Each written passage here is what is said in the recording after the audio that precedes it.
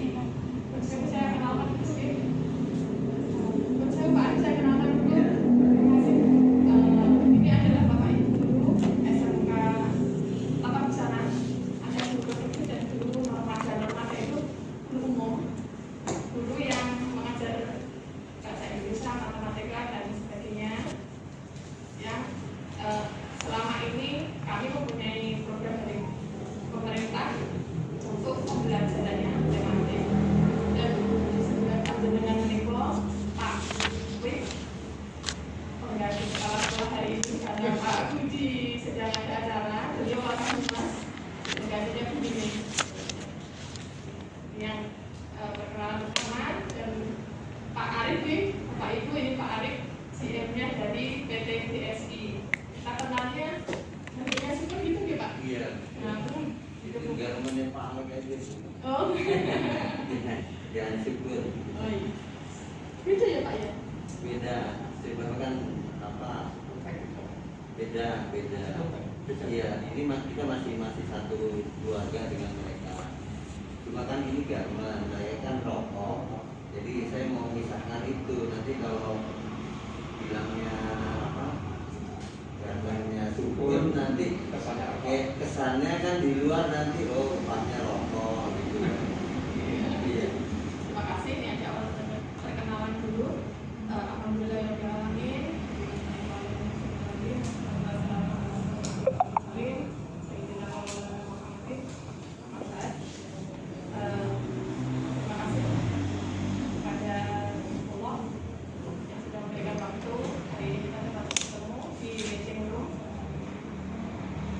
Terima kasih kepada pihak BSI yang bisa meluangkan waktu untuk bisa bertemu dengan kami guru wisata busana. Terima kasih juga kepada Pak Wid selaku perwakilan dari kepala sekolah SMK Negeri 1 Kudus yang memberikan ruang untuk kita bisa bertemu dengan pihak ini. Acara hari ini akan dimulai dengan bacaan basmalah agar acara hari ini dapat berjalan dengan lancar. Dalam acara siang hari ini kita mulai dengan bacaan basmalah. Bismillahirrahmanirrahim. Acara yang kedua adalah sambutan dari Bapak Kepala Sekolah yang dalam hal ini akan diwakili oleh Bapak Rita Dewanto sebagai Kepala Humas yang nantinya akan selalu berhubungan dengan Budi yang akan menyambungkan tata busana dengan ya kita dalam hal ini adalah PT BSI. Acara yang ketiga sosialisasi dari PT BSI. Acara yang keempat tanya jawab dan yang kelima penutup. Marilah acara yang kedua kita lanjutkan dengan sambutan dari Bapak Kepala Sekolah yang diwakili oleh Bapak Humas pada Bapak Rita Dewanto. Kami persilakan.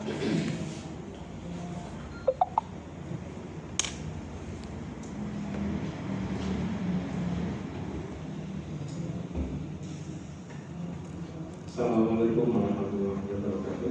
Waalaikumsalam warahmatullahi wabarakatuh. Alhamdulillahirrahmanirrahim. Bahwa siang hari ini bisa dipertemukan di Minggu. Terima kasih pada Ibu Asyad, Kapita Busana yang sudah memfasilitasi pertemuan pada siang hari ini. Mengingat waktu yang sudah singkat, itu jamnya hari ini.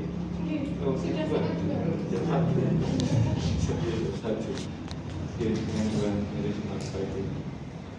Alhamdulillah Bapak Ibu, pada hari ini kita kedatangan tamu dari BSI Pak Arif dari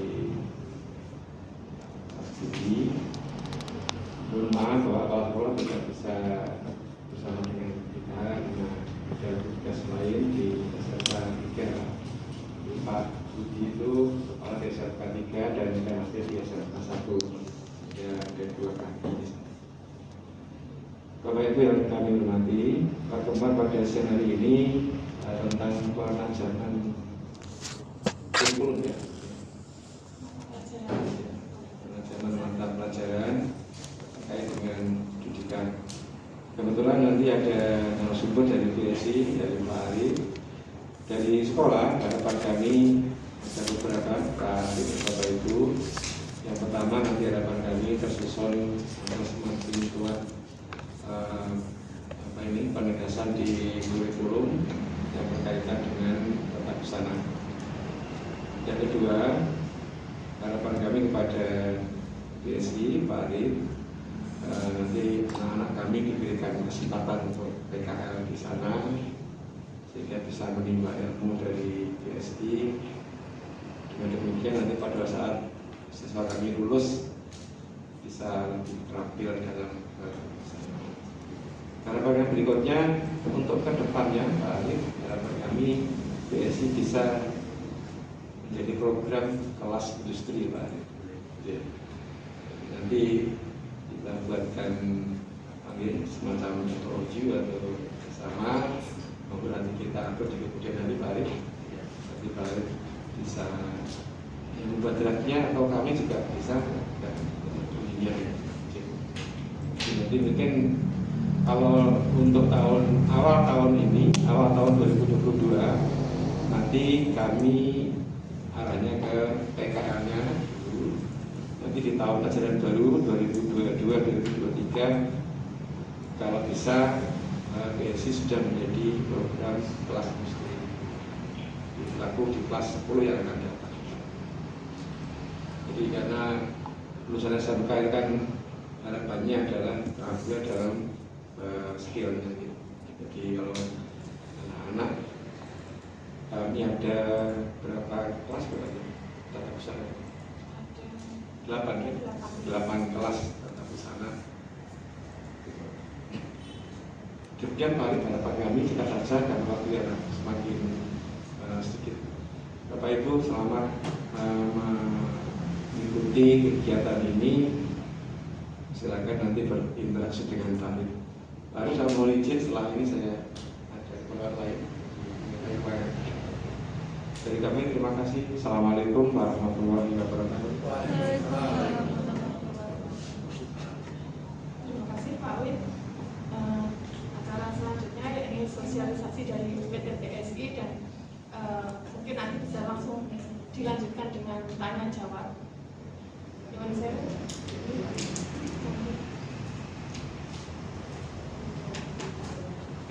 Sebelum acara sosialisasi, kami sedikit memberikan gambaran ke Pak Arif bahwa kenapa ada guru matematika, guru olahraga, guru PPKN di sini, bahwa pembelajaran di SMK 1 ini sudah tematik.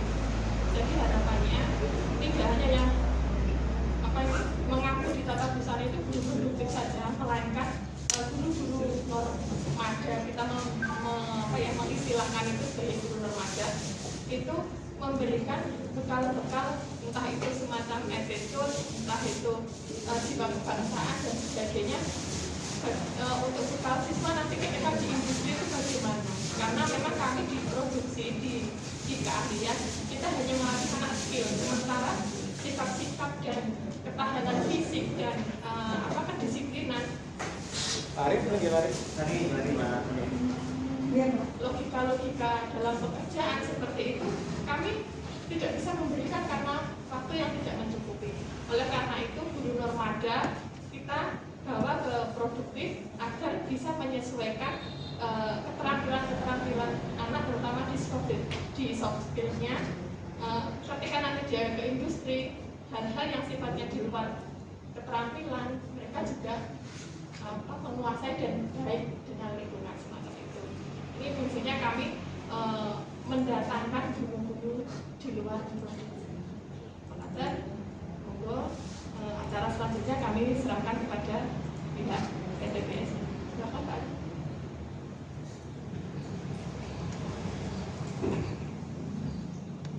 Assalamualaikum warahmatullahi wabarakatuh. Seperti yang diperkenalkan tadi, saya Arif.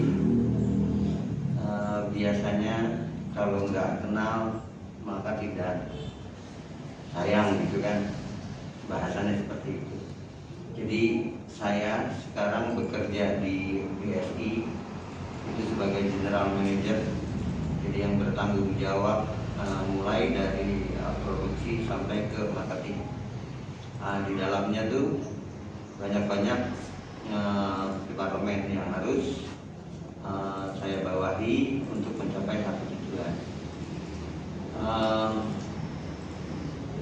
Sebelum saya di BSI, saya pernah bekerja atau memulai atau dari pendidikan saya itu SD, SMP, SMA, dan pernah di IKIP Jakarta.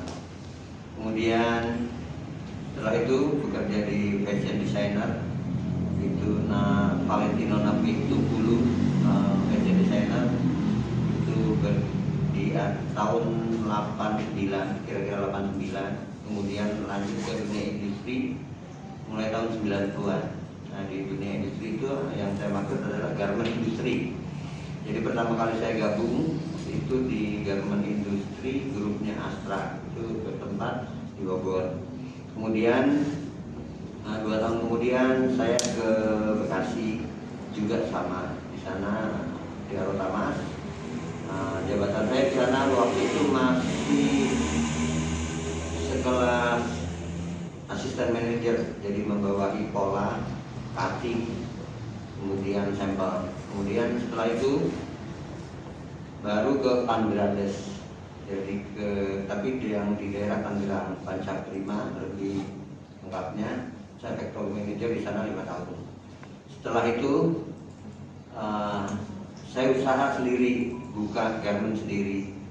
Setelah dari Pancaprima, tapi bertahan cuma 4 tahun.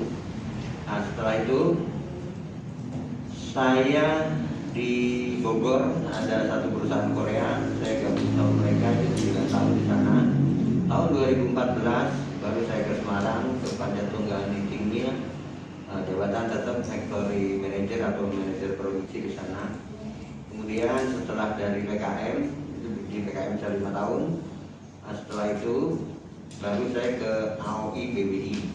Di sana jabatan saya technical advisor. Kemudian 2 tahun belakangan ini saya gabung dengan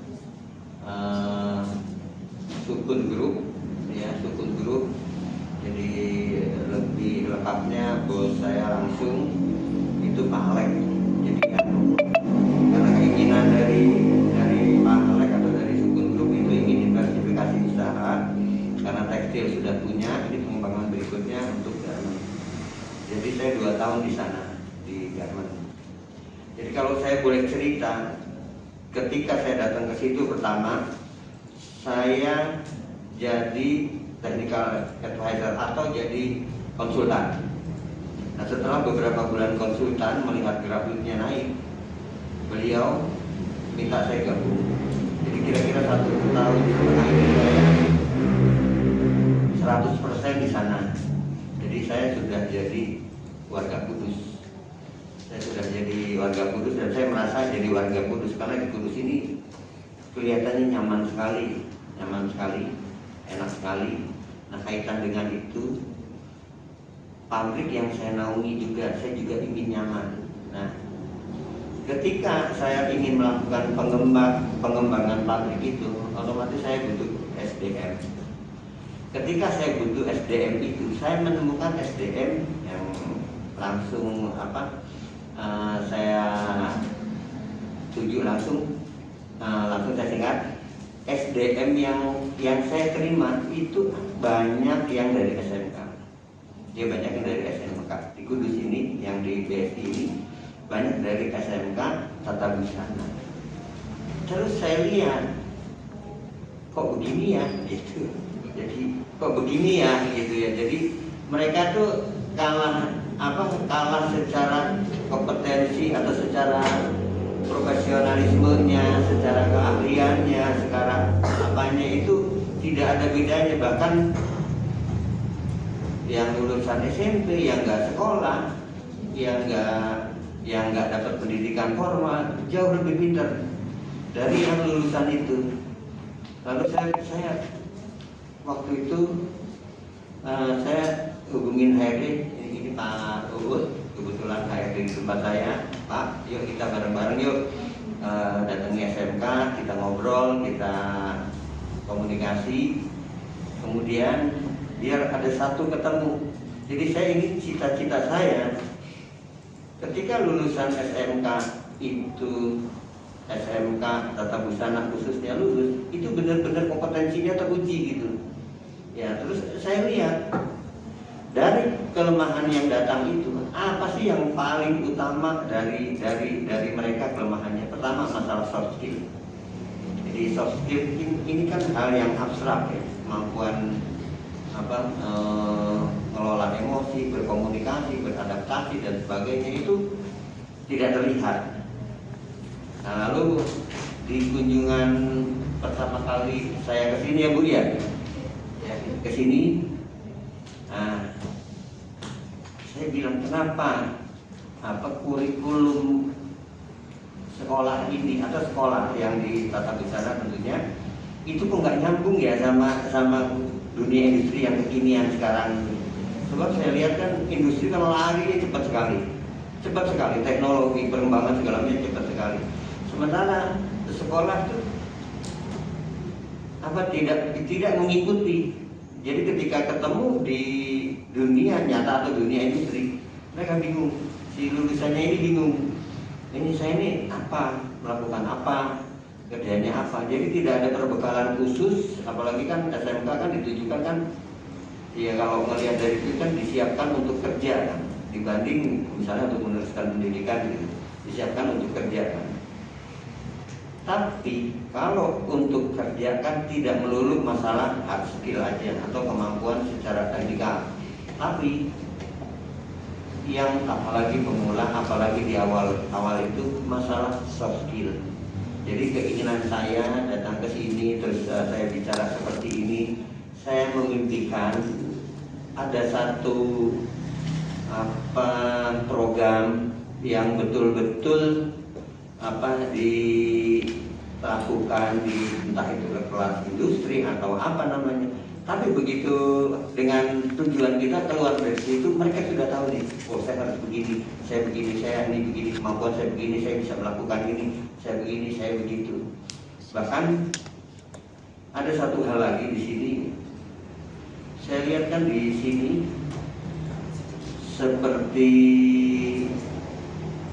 budaya sini kan halus sekali atau ramah sekali. Apakah kadang-kadang terlalu ramah atau terlalu halus sekali sehingga menghalangi soft skill itu sendiri.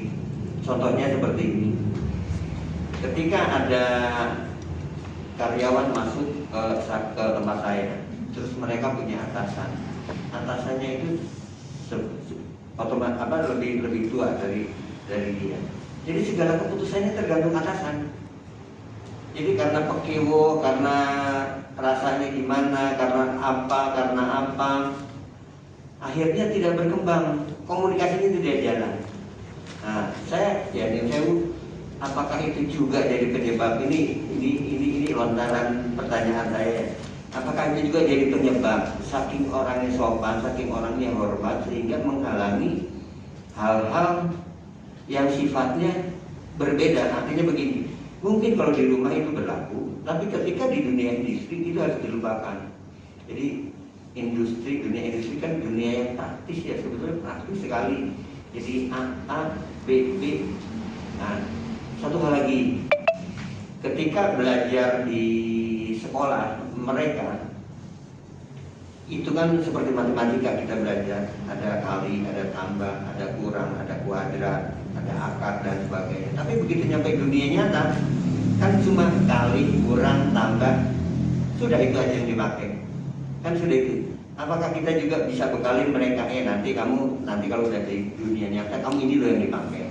Tapi ilmu kuadrat, ilmu bagi atau segala macam lah yang ini nanti jarang dipakai. Harus bisa dijelaskan ke mereka. Nanti begitu mereka itu tahu. Jadi ilmu yang dia pelajari itu sangat berguna sekali ke dunia industri. Itu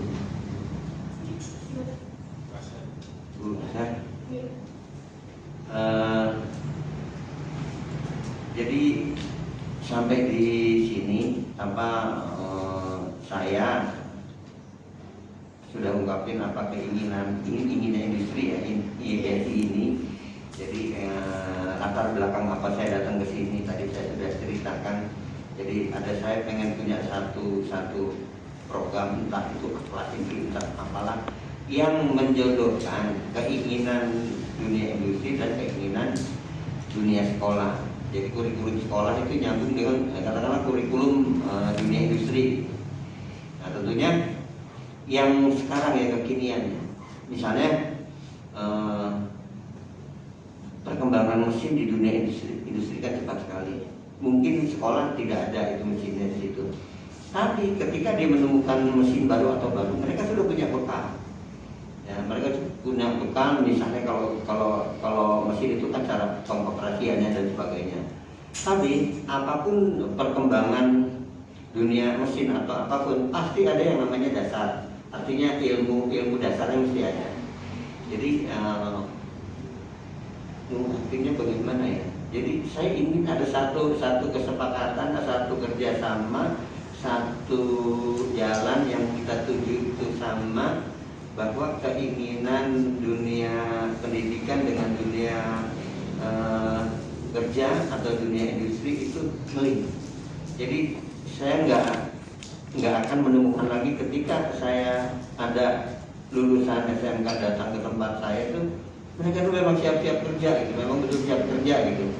Jadi bukan karena keterpaksaan. Nah, makanya tadi saya bilang soft skillnya sekali, soft skill kan termasuk di dalamnya ciptain percaya diri ya Bu ya.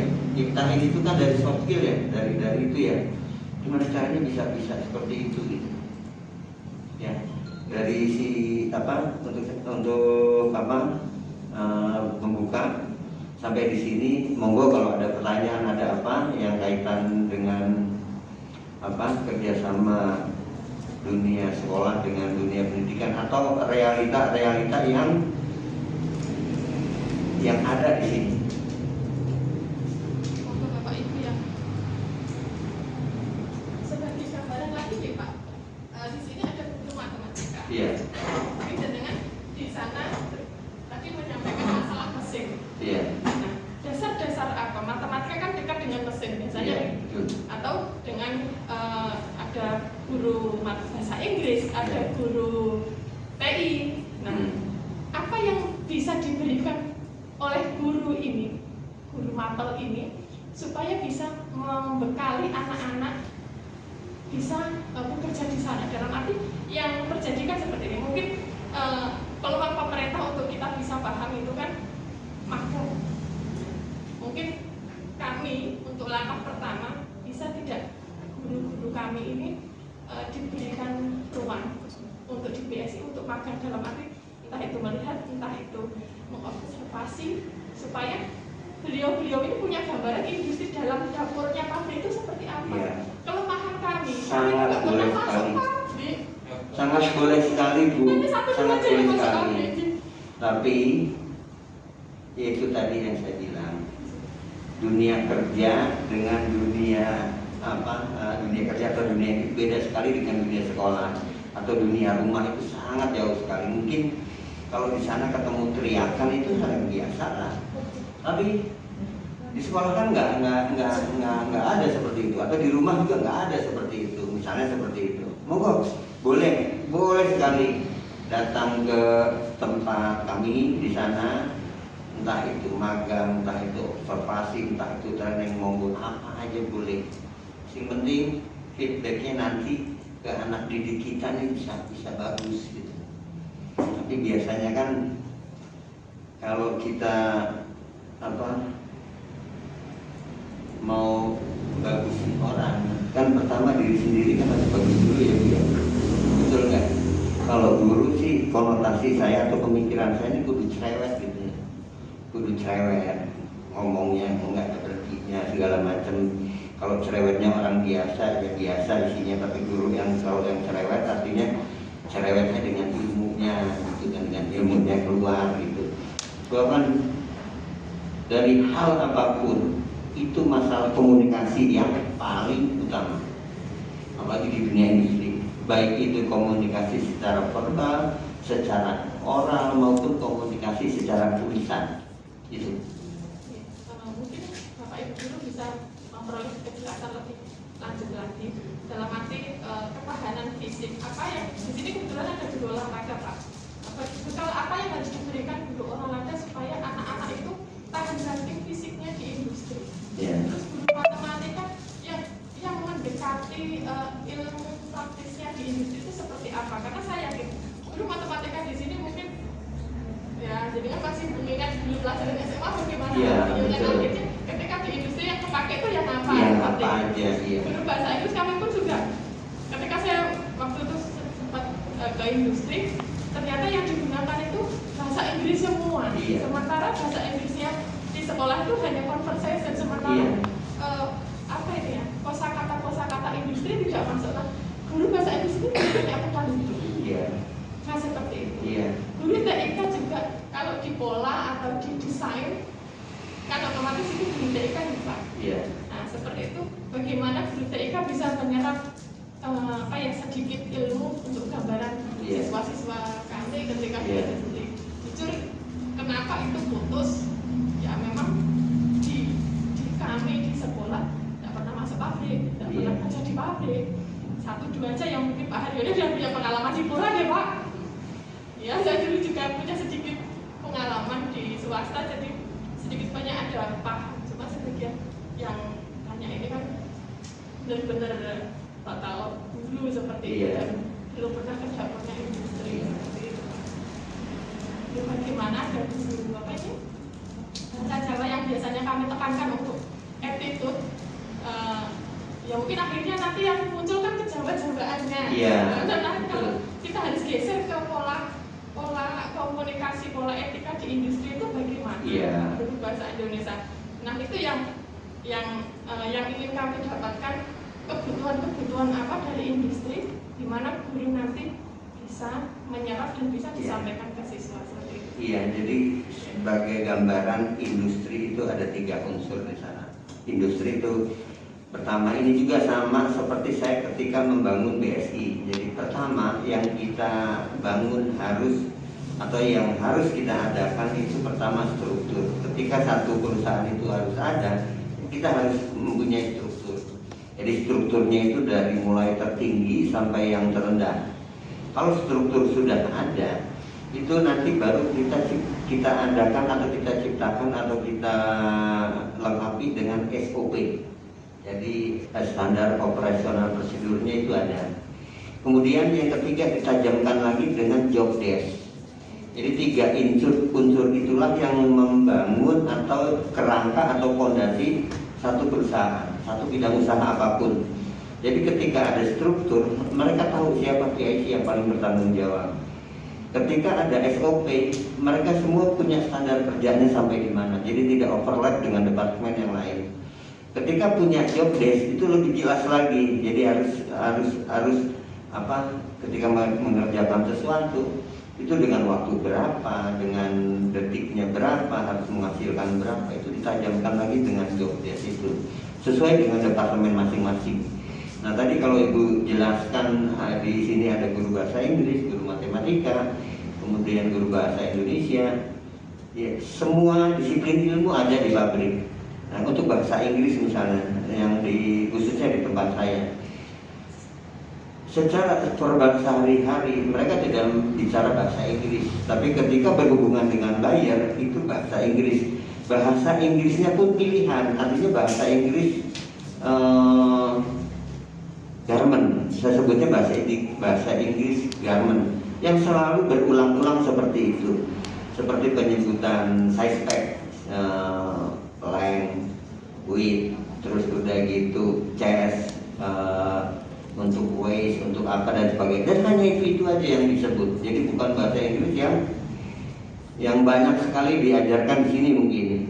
Kemudian ketika matematika juga sama digunakan. Ketika target, jadi menentukan target bagaimana. Jadi kita hitung menitnya kita ini punya berapa menit. Saya punya 100 sewer atau 100 penjahit. Artinya saya punya menit 60 kali 100 kali 8 jam hari, 8 jam sehari dikali 24 satu bulan. Jadi saya nanti dapat misalnya 1 bulan saya 1 juta menit. Dari 1 juta menit itu saya harus menciptakan berapa piece. Nah, berapa piece-nya ini nanti kan berarti kan dibagi, nanti dikali. Nah, ada unsur di situ. Terus udah gitu, ketika berapa menit harus dibagi, kita nyiptain SMP. SMP itu standar minute value. Nah, itu di satu garment atau satu baju. Nanti dipelajari satu baju itu memakan waktu berapa. Nah, ini kaitan sama matematika. Nah, nanti dari situ barulah itu. Nanti di situ ditajamkan lagi. Di baju itu di pembuatan proses itu kita ada namanya take time atau cycle time. Nah, itu dari cycle time itu kita lihat lagi itu ada unsur add value dan non add value. Jadi dibagi lagi seperti itu, nanti jadilah satu SMP atau standard minute value atau usia kerja di satu garment itu tinggal dibagi menit.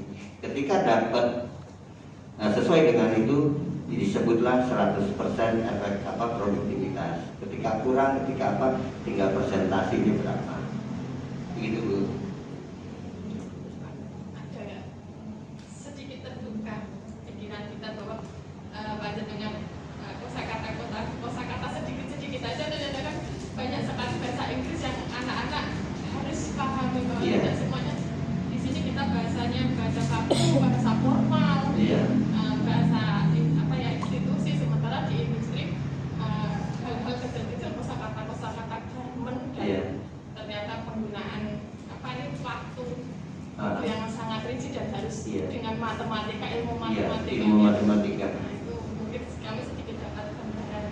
Kami juga ada guru olahraga, bagaimana anak-anak yang terjadi di kami Pak di garment itu yang sudah menjadi garment lelah, tidak kuat.